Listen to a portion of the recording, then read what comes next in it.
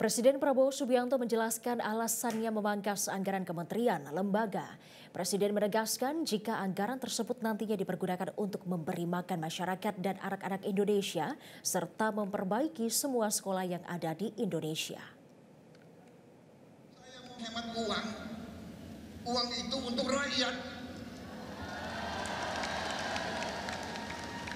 untuk memberi makan untuk anak-anak rakyat. Saya ingin memperbaiki semua sekolah Indonesia. Kita punya 330.000 sekolah. Ibu-ibu yang guru, angkat tangan. Ibu-ibu, benar nggak? Lihat sekolah-sekolah.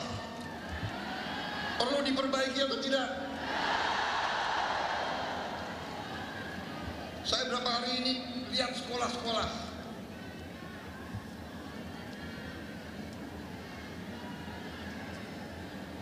Kita punya 330.000 sekolah. Anggaran untuk perbaikan sekolah hanya cukup untuk memperbaiki mungkin 20.000 sekolah. Berapa tahun kita mau selesaikan 330.000 sekolah? Karena itu perjalanan dinas, perjalanan ke luar negeri dikurangi. Jelajahi cara baru mendapatkan informasi. Download Metro TV Extend sekarang.